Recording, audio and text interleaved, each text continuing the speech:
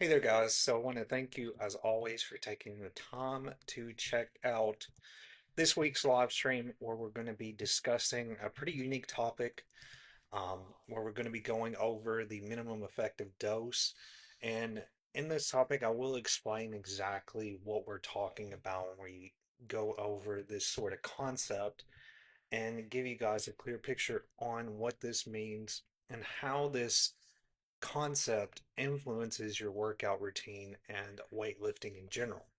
So, before I do get started with going over this topic and really discussing this in detail and giving you guys a clear picture on why we're going to be discussing this, I do want to mention my website, which is bponlinefitness.com. If you want to check out some of the information I'll have on there as it relates to online fitness coaching, as well as some of the free resources that I offer on there. I do have a free fitness blog that I upload to each and every Friday. And I also have an email list that you can sign up to where you can get a free email newsletter each and every Monday. I usually send that out early Monday morning. Another thing too is usually I'll also have a basically some promos if I do have any discounts on online coaching, as well as any updates on any live streams that I do. You can also get notified on that when you sign up to the email list. I do want to mention that if you're not aware, on Tuesdays I'm doing TikTok live streams at 12 p.m. Central Standard Time.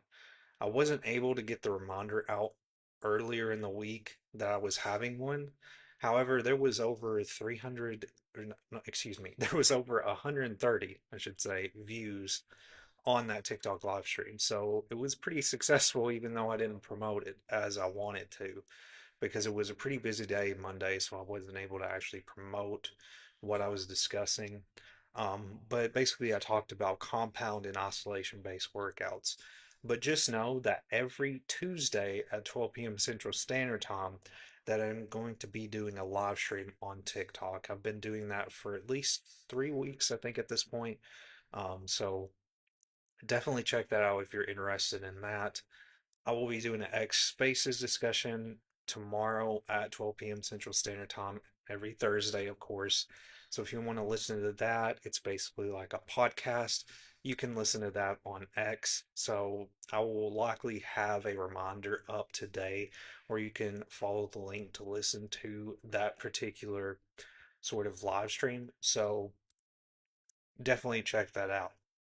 So, with all that being said, guys, let's go ahead and get going with discussing this topic on the minimum effective dose and how little you actually need to grow. So, there's going to be a ton of different points that I'm going to be going over as we talk about this topic. Of course, we're going to be going over what exactly the minimum effective dose is, or otherwise known as MED. We're also going to go over the science behind less is more, and we're going to go over how to find your effective dose, as well as why more volume isn't always better, quality over quantity, and why intent matters, tracking progress without overtraining, the role of recovery in MED training, and real life scenarios and practical applications. So, these are all of what we're going to sort of touch on today. And this, even though this is a topic that seems like it's really, sort of hard to understand, it's not as hard as you would think it would be. So, a lot of times in fitness, you have these big terms that you will hear, and really, when you dig deep into them, the concepts aren't that hard to understand. It's just the way that they're sort of named is what makes it sort of kind of intimidating to understand. So, what is the minimum effective dose? Again, this is a really simple concept.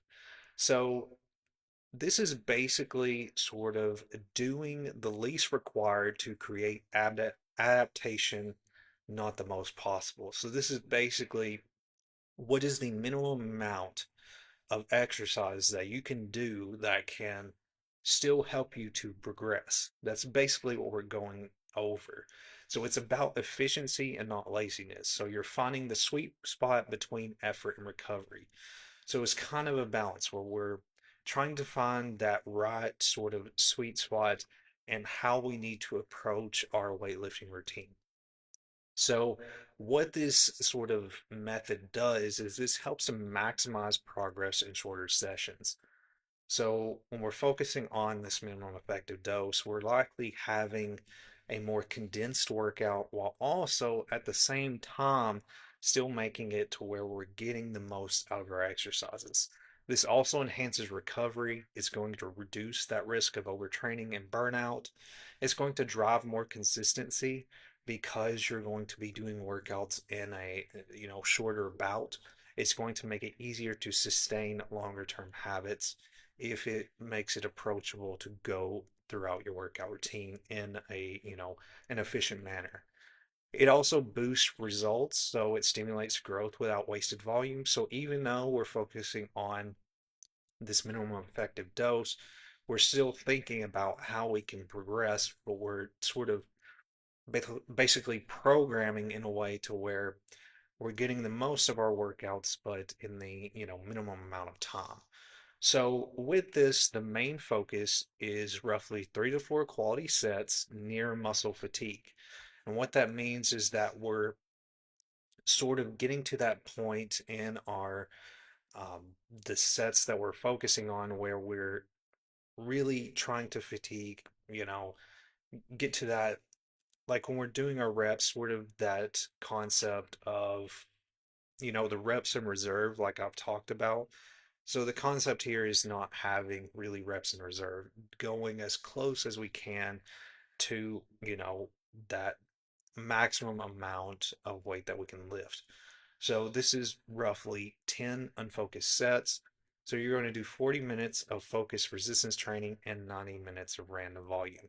So progressive overload is applied with precision and steady gain. So when we're talking about this concept, progressive overload is still very important this to this discussion on the minimum effective dose.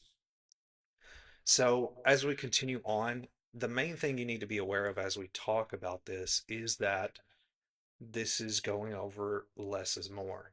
And the science behind less is more is very important. And this can really relate to not only this concept in itself, but your overall workouts, you know, not even pertaining to, following this concept. A big thing with weightlifting is that it's really more important to focus on less is more as much as possible because a lot of times I think the misconception that a lot of people have, especially with weightlifting, is that you have to get, this maximum amount of reps, you have to lift this maximum amount of weight to basically progress, but you don't necessarily have to do that. All you need to focus on is having a strategic sort of workout plan while basically the thing that people miss is that it's more about stimulating the muscles and activating the muscles rather than how much we're lifting, the amount of reps we're performing. It's not necessarily about that to progress. You don't have to do that to progress. Progression is about being more strategic in how you approach exercise. So, the smallest dose of training stress that triggers growth, strength gains, or adaptation, and that's what we're talking about. So, the practical application to this is that 8 to 15 hard sets per muscle week for growth, 1 to 3 reps in reserve, that sweet spot, while adding weight, reps, and tempo gradually. And this is, you're going to notice the concept of progressive overload come up again. Progressive overload is still, is still what we're talking about here. You're going to prioritize compound lifts. And if you didn't listen to my stream yesterday, I did talk about compound lifts. And compound lifts, of course, I've talked about it over and over many times, but compound lifts are those basically those exercises where large muscle groups are being worked together to perform an exercise. You're talking about like workouts that are like squats, deadlifts, could be also pressing and pulling based movement, any kind of workout that's going to use a large group of muscles all at once. So we're doing compound lifts with controlled tempo. And controlled tempo is basically really being aware of how long you're staying within that particular rep, your time under tension in the exercise. So again, muscles grow when stimulus is sufficient and recovery is optimized, not when fatigue is maximized. So again, this concept of stimulus, it comes up time and time again. We're talking about stimulating the muscles. That's where we're spending a little bit more time in our workout. We're not rushing and going through the reps quickly. We're slowing down our, time under tension and how long we're staying in that workout. What this does is this activates the muscle more. The more that we activate the muscle, the more muscle fibers are also going to be engaged. And that's what sort of leads to this muscle protein synthesis process. So, how do you find your minimum effective dose? So, start with baseline volume. So, begin with the least amount of training needed to create stimulus.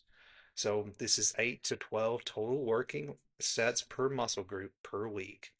This is 2 to 4 workouts weekly.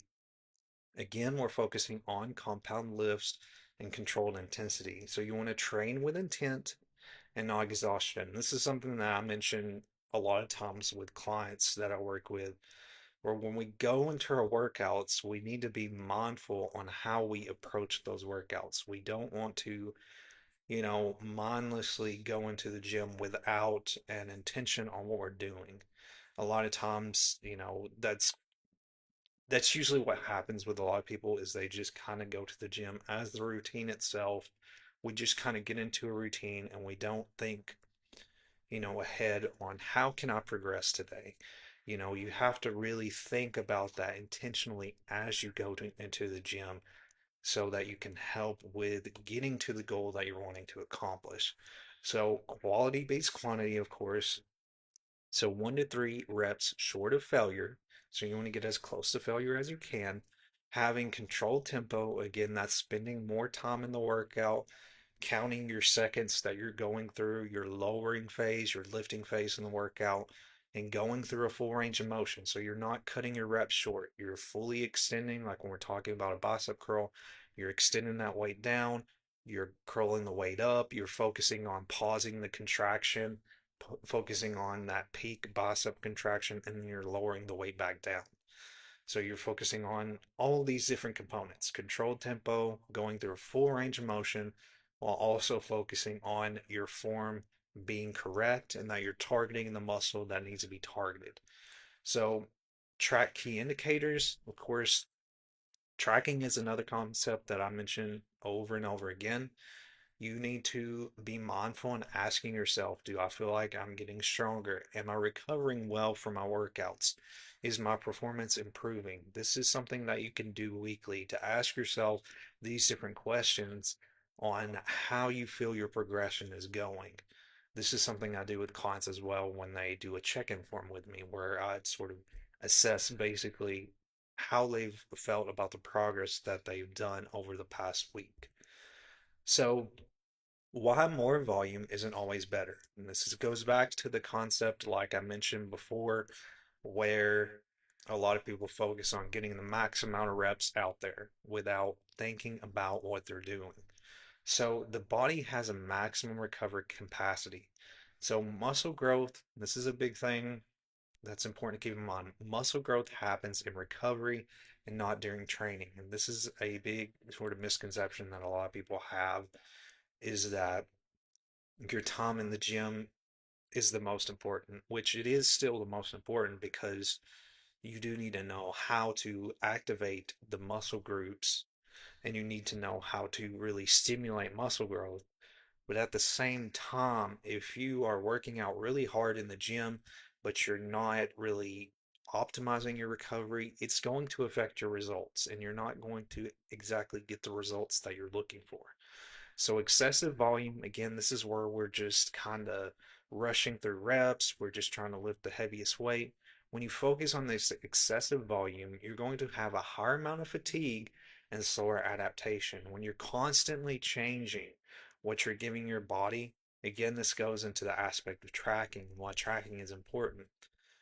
A lot of people just go into the gym, they don't track anything, they just kind of go in there without an intention. This is where that comes into play, where we're going in there not thinking about what we're doing. We're not going to progress. It's going to affect our results, and the progress that we make is going to really slow if we don't really think with intention. So a junk volume wastes time and energy. Excuse me, time and energy. So beyond the effective threshold, extra sets offer little benefit. So they increase stress without increasing results. A lot of times with me, I will say for a fact with me, usually the max amount of reps that I try to hit in my workouts is roughly around 10. It's between 8 and 10 reps. That's kind of where I stop. I don't do a ton of reps in my sets. I usually do 4 sets and I'll do roughly 8 to 10 reps in there. That's usually kind of where I've stopped. And again, I focus on slow movement, and that's why too that I do, kind of get to that sweet spot, and why I'm not going to like 12 or, further than that is because I'm doing slower reps. So what I've noticed a lot of times, and I learned this, becoming a trainer, that with those slower reps, you're going to really activate that muscle more. And there's a big difference in how you feel whenever, if you was to like, for example, try lifting the weight in the same form really fast and then lifting the weight, like, so let's say, for example, like you do a bicep curl and lift it like really fast, like just doing it in a really fast tempo. And then you lift the same weight doing a bicep curl, but you're doing it in a slow tempo. There's a big difference in how you feel when you're lifting weights in those two different ways. Like you're noticing a big difference that your muscle is going to be activated more when you slow down versus when you're going through it fast. Because when you're going through, these fast reps and going through a fast tempo and your exercise, it's your muscle is not reacting to that stimulus you're giving it. You're going so fast that it's not going to really react. That's why when you slow the contraction, go through the contraction, your muscle is able to react more and you have more of that engagement and stimulus in the muscle. So again, the main focus is we're trying to get the results. When we get the results, we can't have junk volume and we can't, rush through it. Too much training can also lead to a performance drop. This is another thing too to keep in mind. This is another thing that I always mention to clients, especially if you're somebody like me who wants to consistently work out every day. You've got to learn to have a rest day, an active recovery day. You have to have those days. Those days have to be in there in order for you to progress. And I had to learn this the hard way when I was doing my routine because I didn't realize, I just felt, before I gained the knowledge that I have now, I just felt that you get results faster if you just do as many workouts throughout the week. And I was just really ignorant of the fact that it's your muscles don't, they grow when you give it recovery. They grow when you give it the proper nutrients. You can't just, you basically strain yourself so much that muscles are going to grow. It's going to hinder your progress when you don't have that recovery date in there. So what this does, again, this leads to decreased strength and power. It leads to chronic soreness and fatigue, and it also leads to a plateau or regression. You're going to be doing all this work and you're going to feel like nothing is going in the direction you want to, the progress that you're trying to get to. So do enough to create change, but not enough to cause a collapse. And like I mentioned time and time again, especially with workouts and just going towards, reaching a specific fitness goal, it's a delicate balance between all of these different elements. It's a delicate balance between your workouts, your nutrition, as well as your recovery. It's all of those three things in one. And how you can steadily balance those together is how your results are going to show up. So train with purpose, recover with intention, and progress with precision. So again, quality over quantity and why it matters. So again, growth comes from effective reps. It's how we control the weight that matters the most. It's not how much weight that we can lift, it's about how we can control that weight. It's not about endless reps. So the more precise tension that you add into that muscle, the more it's going to grow instead of chasing fatigue or just sweat. One thing I do want to mention is that a lot of people will equate like sweating sometimes with progress. I will say a lot of times, there are times where I do sweat, but many times in my workouts, often like I'm lifting pretty, I'm lifting well over an hour or so, and I don't really sweat at all in my workouts, but I'm doing a lot of effort, and I can notice the effort I'm putting in. So a lot of people equate a lot of different things to progress, but don't think that just because, you're not sweating or you're not doing this and that, you're not feeling sore this day, that you're not progressing. Soreness is another thing that people kind of have a misconception too, where soreness cannot necessarily be a full indicator on if you're progressing. I mean, it can be a sign, but it's not something that you should use as a definitive indicator if you're progressing. A lot of times with me, I don't get sore like I used to anymore. And maybe it's because I've adapted to my body sort of adapted. But even at the same time, I've still gained muscle even though I don't really feel much soreness. I mean, sometimes I get like muscle cramps, but that's the only thing that kind of happens with me. I don't really get sore from workouts like I did whenever I sort of got started. So, what I'm trying to say here overall with this point is that some of these indicators that we often think about, like sweating and soreness, sometimes they don't necessarily equate to progress.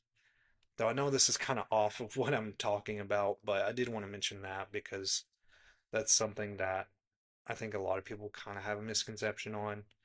So, continuing on here, every rep should have a purpose. Again, intent transforms each rep into growth. Again, when you walk into the gym, it's all about going into the gym with intention and thinking about what you can do today to progress.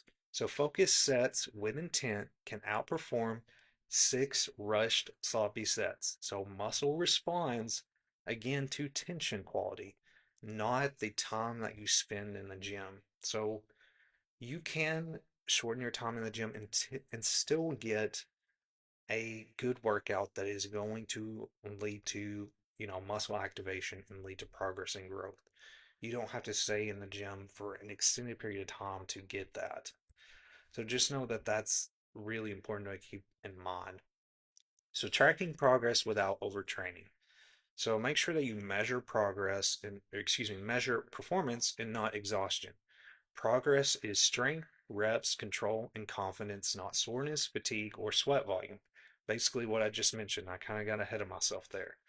So, when we're thinking about progress in our routine, it's all about these different metrics where we're looking at our strength and how we're performing our reps, how we're having control of those reps, and how confident we're feeling in the workouts that we're performing.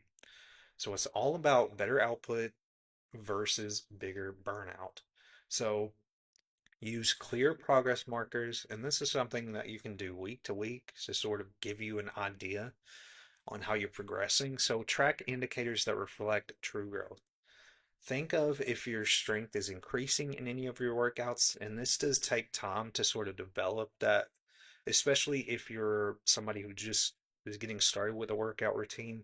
Strength does, of course, take time to sort of notice whether it's, that strength is increasing or not. So just keep in mind on whether you feel like your strength has increased throughout your workout, whether you're able to perform more sets at the same weight, even though one thing I do always try to mention, especially with progressive overload with clients, is that you don't necessarily have to focus on, increasing the weights each time as like a method of progression. You can focus on increasing your reps. You can focus on how often um, basically controlling your tempo. You can focus on also shortening your rest periods between your sets. So this is like another example here of progression. So more reps at the same weight is a good indicator to think about. Better tempo, better form, better depth. Basically, what we're talking about is, are we performing the workout, in all of the phases properly? Like, are we doing the lowering phase really well? Are we raising the weight really well? Knowing that is another indicator of progress. Improved recovery and energy. If you can recover pretty quickly from the workouts that you performed, that's another way that you can sort of identify progress. When you have that quick recovery from even a tough workout, that's a good, indicator that you're in the right direction. Muscle fullness and pump quality. When notice that growth in your muscles, notice that change, that's another thing too. So be aware of all of these different indicators as you are trying to progress towards your goal. So the role of recovery in minimum effective dose, when we're talking about recovery, we're talking about what we do post workout. We're talking about our sleep, our nutrition, we're talking about all those different aspects. So one thing that can really help, one thing I should say that can help with the recovery process is when you have less stress. Of course, that can be hard to control at times, but when we learn how to sort of maximize how we control our stress and how we control sort of the recovery process, having a good sleep schedule can be a big part of that.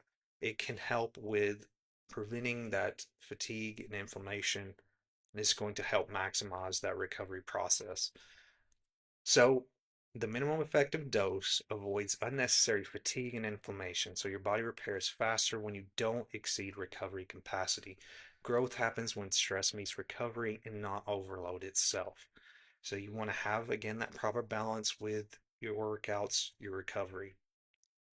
You also want to make sure that you're getting the proper nutrients. And that's what's going to help maximize muscle protein synthesis. Muscle protein synthesis is basically the process on how your body is sort of basically processing that protein that you get from your nutrients and using it as a way to, of course, repair your muscles and build those muscles stronger from your workouts. So when stimulus is appropriate, the body can focus on building new tissue, not just surviving fatigue. So again, when you give the body proper sort of stimulus and then you add the proper nutrients on top of that, it's going to lead to more repair, better adaptation as you progress. What we mean by adaptation is being able to adapt to any new type of training that you place on the body. It's going to adapt to that new training better. And it's going to lead to a stronger hypertrophy response, which what we mean by hypertrophy response is basically how we grow muscle, our muscle growth in our routine. So that's pretty much all I have for you guys today. As always, I do appreciate your time and I hope that you found this helpful and valuable. I hope that it wasn't too complicated. But if you have any questions about anything I discussed here today, feel free to let me know. I do want to mention that you can sign up today for online fitness coaching and receive 30% off your program, no matter what commitment you choose. If you're interested in learning about that, definitely reach out. I do have my contact information on here at the bottom left with my email and phone number. And you can also check out my website for more information on what I have to offer as it relates to online fitness coaching. So, if you guys aren't aware, I do archive a lot of these streams so you can check them out on other platforms. I archive to multiple platforms. So, I don't just upload to YouTube, I also upload to Rumble and Odyssey, which are other video platforms, just to get the content out to, different areas as well and other platforms to sort of, market what I have to offer. So if you are on any of those platforms, I do have some of my live streams archived there. I'm in the works of a new YouTube video outside of these live streams that I'm working on. I'll be in the process of editing it, but I'll share that with you guys likely in the next week or so. So I've been working on that. There's some short content you can check out on YouTube, and I'm always trying to keep it updated and keep everything going. So definitely check that out. Again, guys, reach out if you have any questions about this topic, anything else I've discussed. But with all that being said, I will see you guys next week at 12 p.m. Central Standard Time in the next live stream. So thank you guys once again for watching.